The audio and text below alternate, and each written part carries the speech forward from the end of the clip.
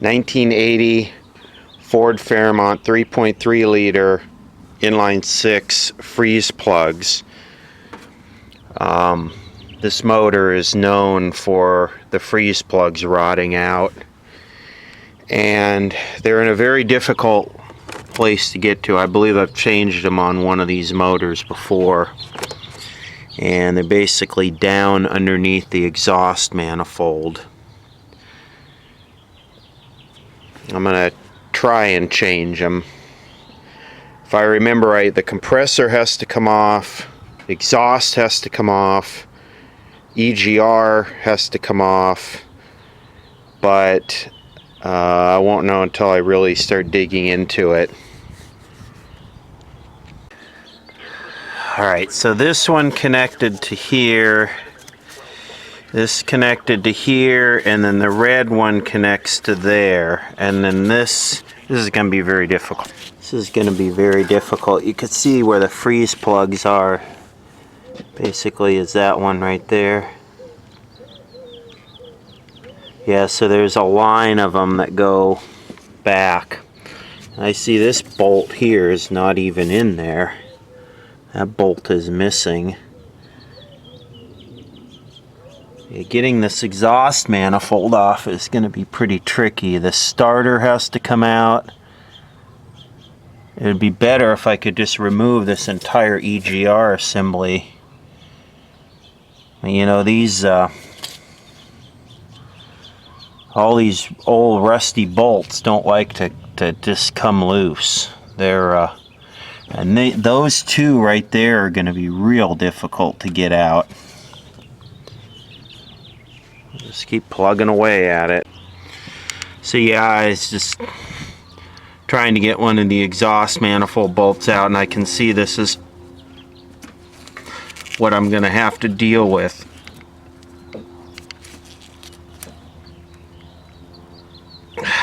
That thing's going to break off.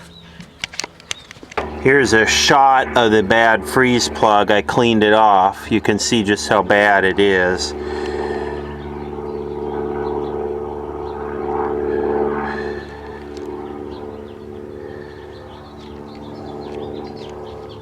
This thing has a very fine focus point, doesn't it?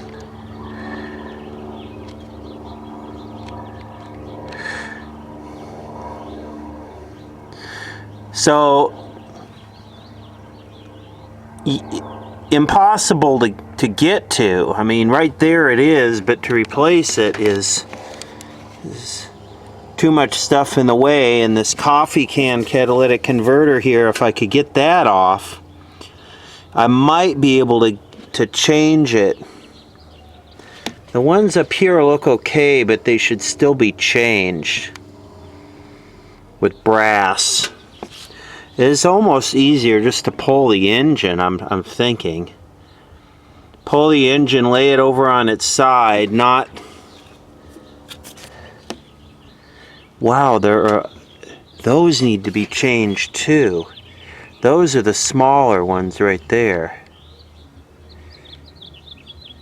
There's one there that's shot.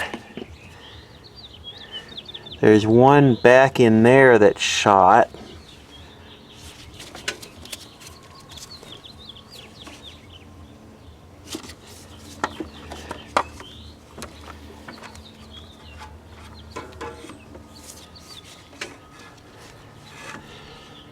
I wonder if it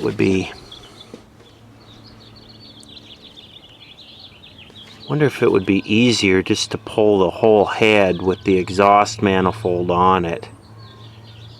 This is a pushrod motor, so it's not...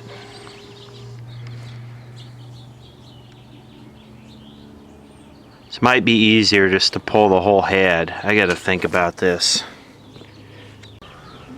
For now, what I've done is I cleaned it really well. I really cleaned it. I got all the water out of it. I dried it off real good, cleaned it again, and I plugged it with silicone until I can get it to where I can get the car up on a rack and use an impact wrench to get this catalytic converter off. But I'm thinking I might pull the head, because there's freeze plugs there's little 1-inch freeze plugs up here in the head that are all rotten out too.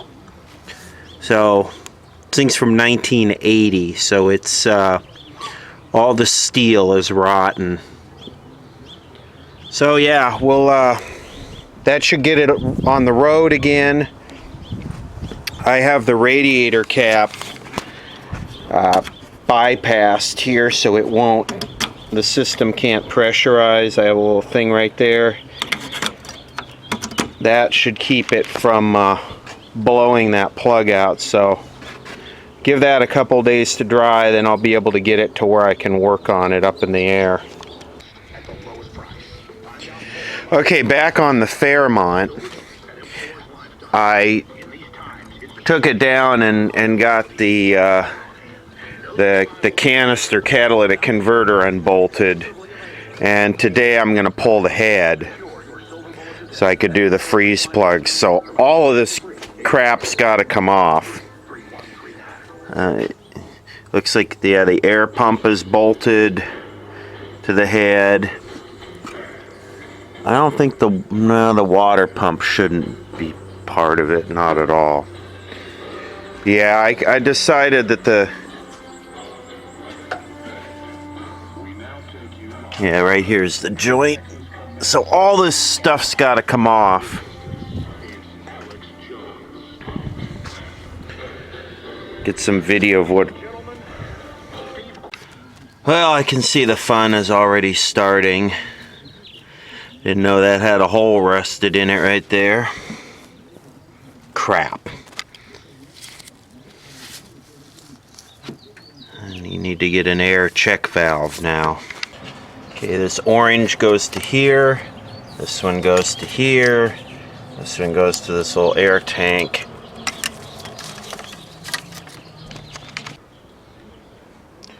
Hey, things are coming apart slowly. If you look at it, its age kind of really shows.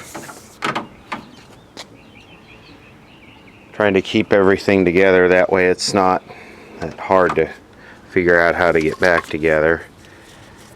Got to get the carb off, all the vacuum lines, and it looks like the compressor's gonna have to come off, but I'm getting there slowly. Alright, this one goes to the cruise control module. This one connects to here, connects to that. This one connects to, this is for the vacuum distribution for the air conditioning and stuff like that. This one goes to the carburetor. And this one with the loop goes to the EGR. Well, the more of this stuff I take off, the more this thing starts to look like a 60s Mustang. So I'm getting there. Looks like maybe I can leave the compressor on. I just need to get this bracket off. So this thing was laying right down in here, and it looks like this screwed into here originally, like this was an original plug, accessory plug that came from the factory, and they pulled the plug out when they installed this accessory pack. So we got a head bolt here, one here. I'm working on cleaning all this dead spiders out. Looks like the EGR will just, I got this off. Looks like the EGR, looks like we're pretty much free and clear. Cleaning around these head bolts. This one back here was all packed up with like glue or something, and when I dug the glue out, it started filling up with oil. I don't know what that's about. Okay, so let's do this. This goes to here. That's number one. This one goes to here. This one goes to here.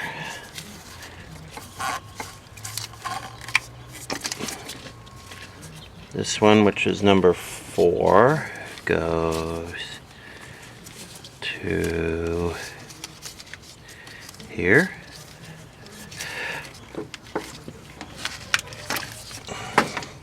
This one, which is number 5, goes over here. And this one, which is number 6, goes to right here.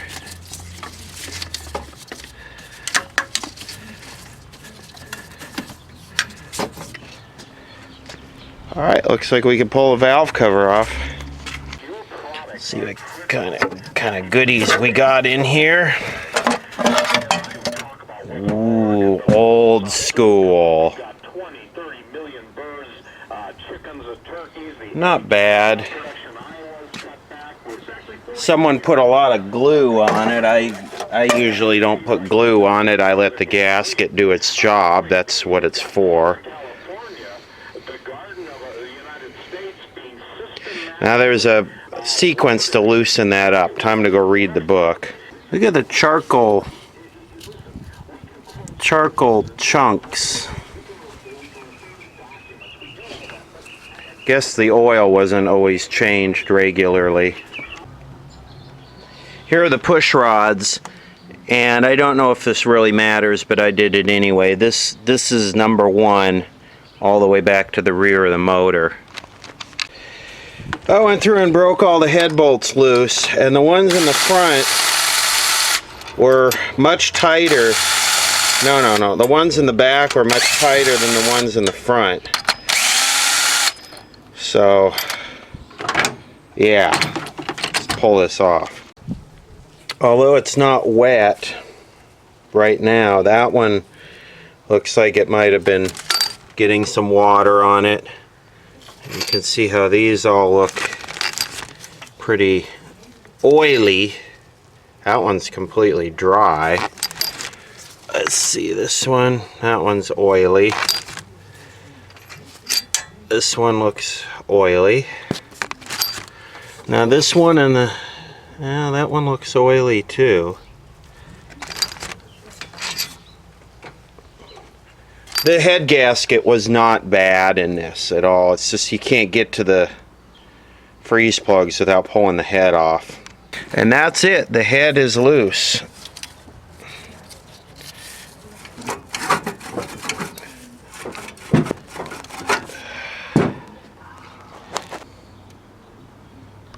Well, it's off. And I'm trying to figure out how to get it out by myself. I don't have anyone who can help me lift it around here, which is kind of frustrating. It's not like a little V6 head or a 4-cylinder head where you just reach over and pick it up. This thing is heavy with all this exhaust manifold and all this stuff on it.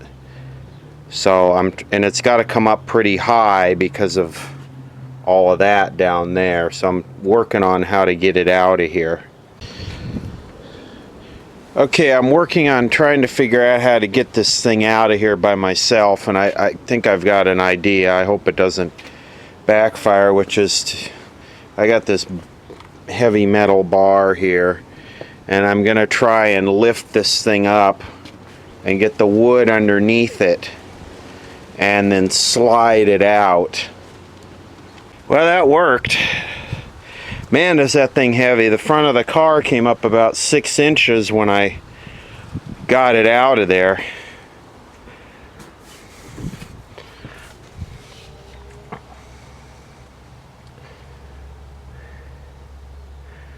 Some crud in there.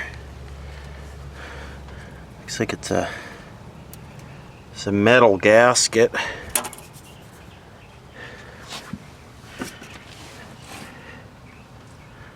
Guess that looks okay. It's not plugged up. I'll put some water in it and make sure it goes down through all the holes. So there's the one that was rusted out right there.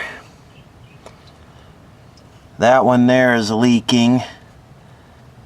The ones on the end look okay.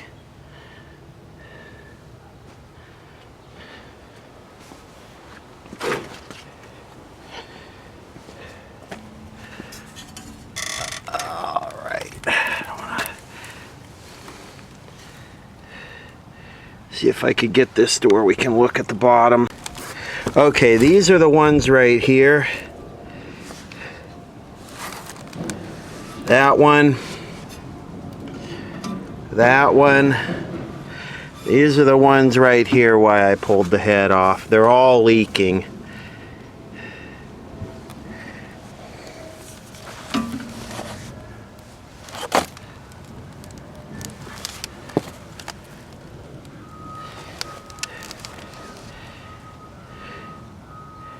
Nice and clean in there.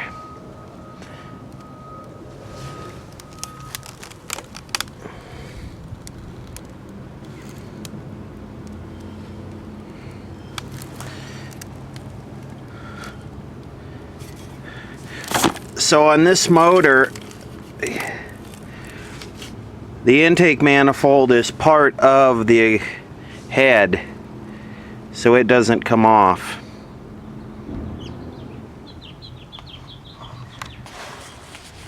These are the head bolts, and what I did is I just ran them all through a die to clean up the threads. What's interesting is the one on the end, it went through kind of hard, and it kind of looks like it recut the threads almost. I don't know if this was stretched or what the deal was with it, but now what I'm going to do is pop them in this jar with a little solvent and clean them up, let them clean up. And I'll run a tap through the other side, make sure that's all clean, and get those cleaned out too, the female side. Today I'm going to try and change these freeze plugs here. The head is done, and it looks like just for ease of access I should probably maybe I could get under there and unbolt this and take the starter out. This is the one I siliconed up. That one's probably going to be the hardest one to get out of there.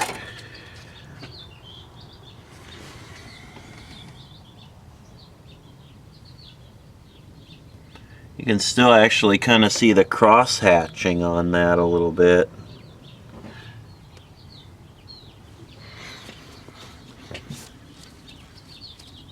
One thing I don't like is the new cylinder head gasket that I got, which is a Felpro, is not a metal gasket like this. It's one of those new paper style. That's interesting. Is it eating away right there?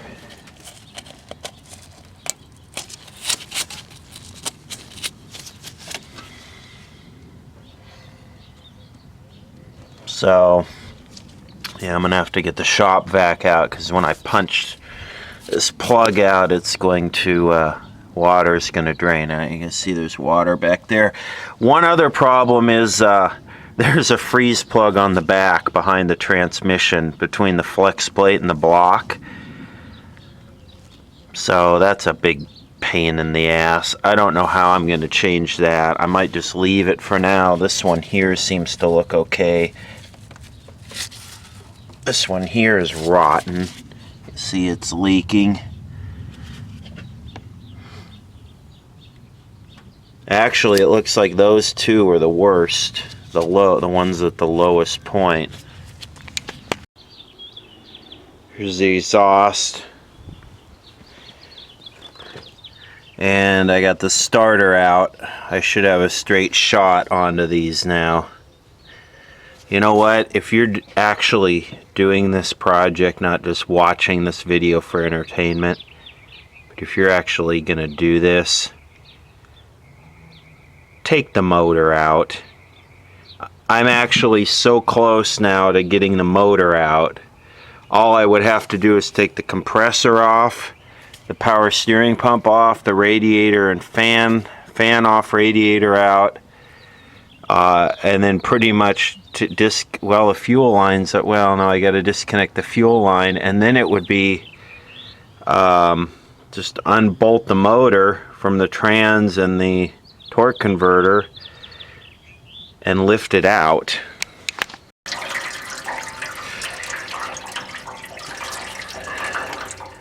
And this is what, oh, don't fall in there. So you just kind of hit them and rotate them around and then pull them out. Yeah, you just hit them on one side and they spin around and then you can get them out. Pretty crappy.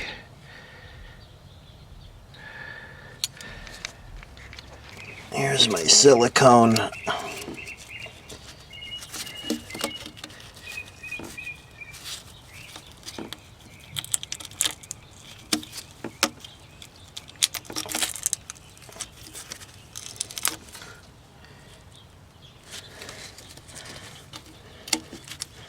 Pretty nice. Just took the freeze plug out with it almost.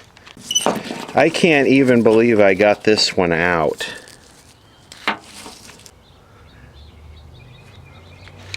Look at all of this crap in the bottom of this block.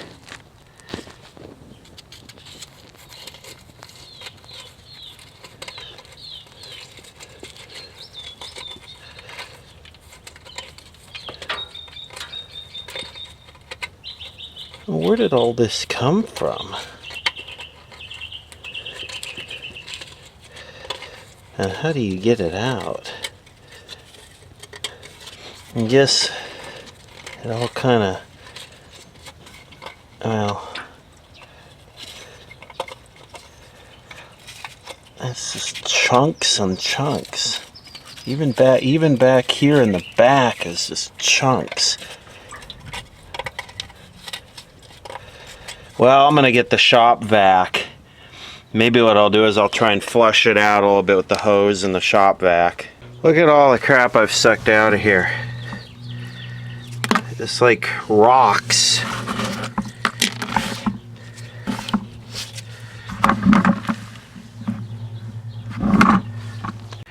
Well, I made a mess doing it and I probably got some water in the oil, but I got this thing flushed out. It is clean inside here now. And dry and ready to go.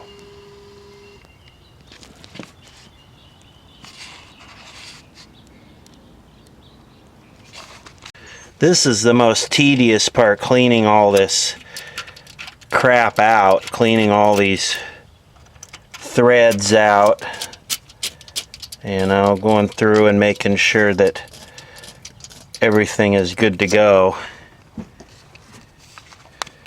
Alright, here are the new freeze plugs, brass 1 3/4, made in USA. I'm going to drive them in with this socket, put tape on the socket to keep the hammer from ruining it. Someone recommended this to me. I've used silicone before. Some people say put them in dry, but this block is so old and, you know, rusty. I'm going to put this on the inside. I'm not going to put it on here. I'm going to put it on the inside of the hole. That way it's pushing it in. It's not just scraping it off as it goes in. And hopefully if there's some imperfections there, it'll help fill it.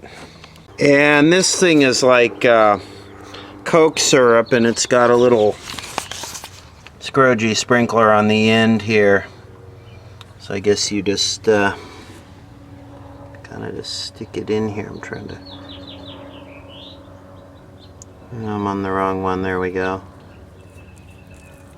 Just kind of lube it up, I guess.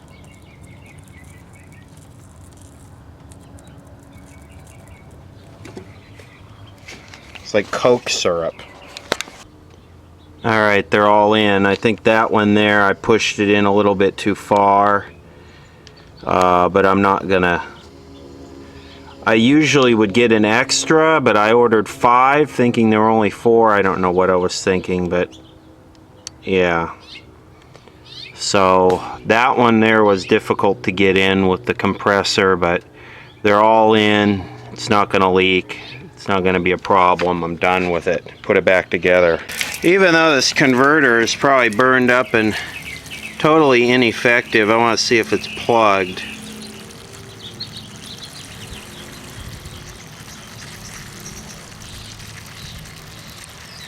And boy, I would sure say it's not.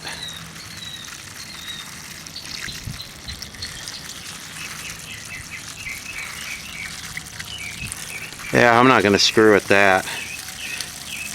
Starter's back in, exhaust is back on. Gonna wrap it up here for today.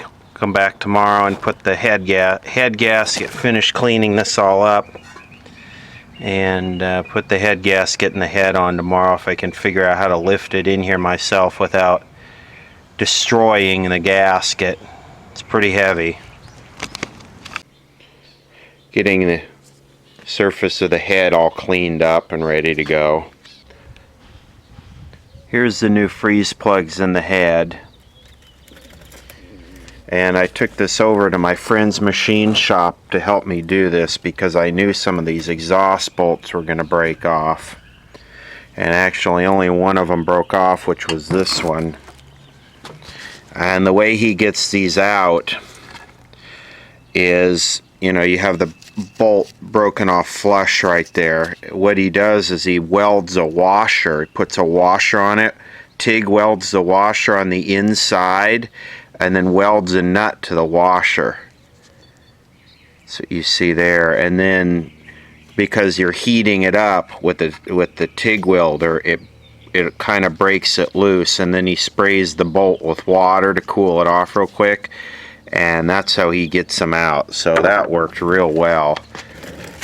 Here are the 4 new plugs. Here are the 4 plugs that came out. 2 of them had holes in them. And here's the bolt that broke off. Exhaust is all back on. This air check valve broke when I was taking it apart. I'm having trouble getting that thing off, so I'm letting it some penetrating oil soak on it. New piece of hose. What I'm going to try and do is set that on the board, slide it down, let it land on the motor. I really need a cherry picker to do this right.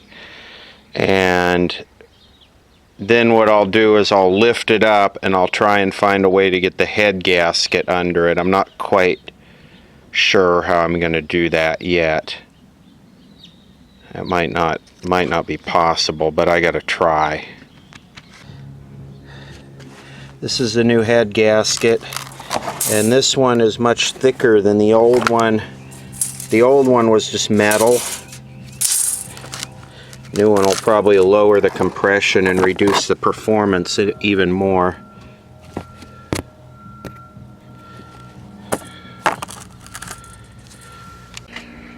Now the trick is to lift this straight up, slide the gasket underneath, and set it straight down because I don't want to crimp or break the gasket. Okay, these things are torqued to 70 to 75 pounds. You do it in 3 steps. Start from the middle, like 1, 2, 3, 4, 5, 6, 7, 8, 9, 10. You do it like that. Well, I think the F word might be appropriate right now. Fuck. And I was at about 65 pounds, and I got the exhaust all back on and everything. I was able to easily extract the piece of the bolt that broke off because I had cleaned the threads up and put a small amount of lubrication on them. I was able just to kind of jimmy it out with a screwdriver and then pull it up with a magnet. So now I got 1 head bolt missing. I guess I could retorque the rest of them and see if any others break. Alright, the head is installed. All the bolts are torqued. I picked up another bolt. It wasn't exactly the same, but it's a good grade 8 bolt. These are not torqued to yield. Nowhere does it suggest that you need to change these prior to changing the head like on a lot of new cars, and I'm pretty much just over it right now. I want it back together. I'm just done screwing with it. The exhaust is all bolted back together. This thing here is a pain in the ass.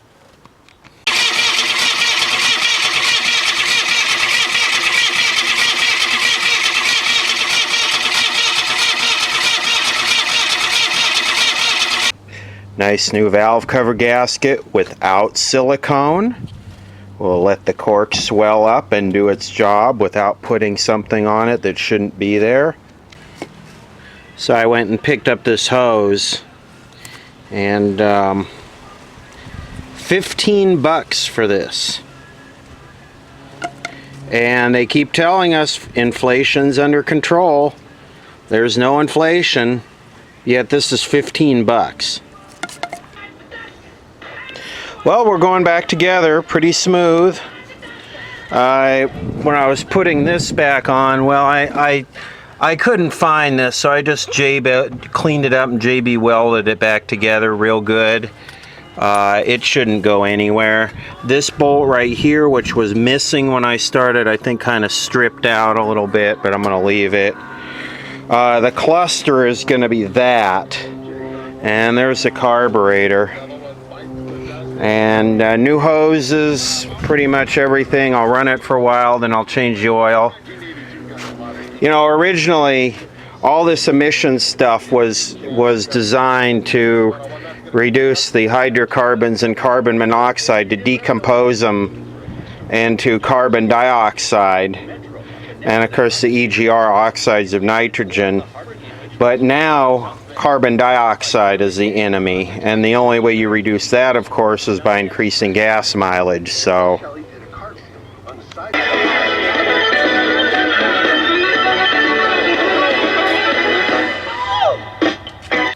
I left one side of the heater hose disconnected back there because this thing's totally dry. I'm going to start filling it up with water now. And what I'm going to do is I'm going to fill it up with water first and leak check it. Then what I'll do is I'll come back and drain all the water out and blow a little air through it to flush it out. And then I will fill it with coolant. I've flushed everything real well, but it's got so much air in it, it's just like, come on.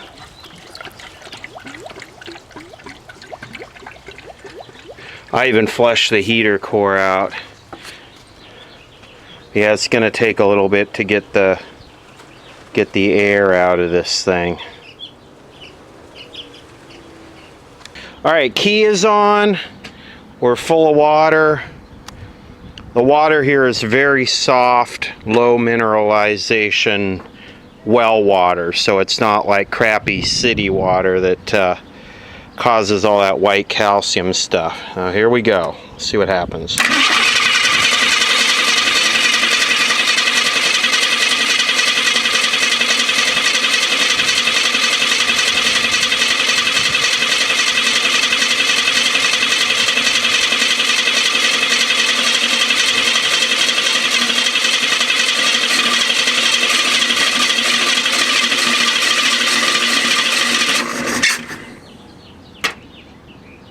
Huh.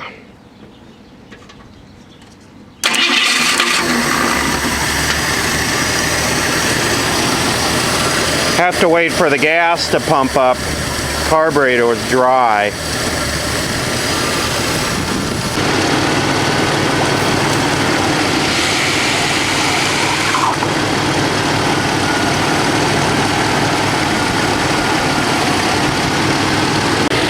Got to let this run until the thermostat opens.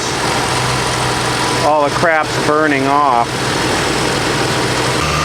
After it runs for a while, I'm going to do an oil and filter change too, because I know there's crap going everywhere from just working in there. I tried to keep it very clean, but still there's going to be lint, and so it's going to need an oil and filter change real quick.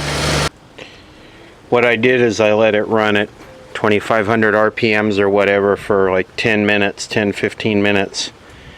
And then I pulled the funnel off while it was still running at 2500 RPMs and capped it. Then I just shut it off. So all the heat that was in the exhaust manifold is now gone back into the engine, has warmed the engine up even more. And I got nice pressure in here now, and I'm looking for leaks and I don't see any, so that's good. Well, look at this. It contains bitter guard, an aid in the prevention of swallowing. So I guess it doesn't taste good, unlike e-cigarettes and Fireball whiskey and, well, Gatorade. I guess that's propylene glycol, not ethylene glycol. Might as well be the same, though. Well, I think we can call this a wrap. It looks good. No leaks. It's been a long video. Thanks for watching, and hopefully no more of this to come later.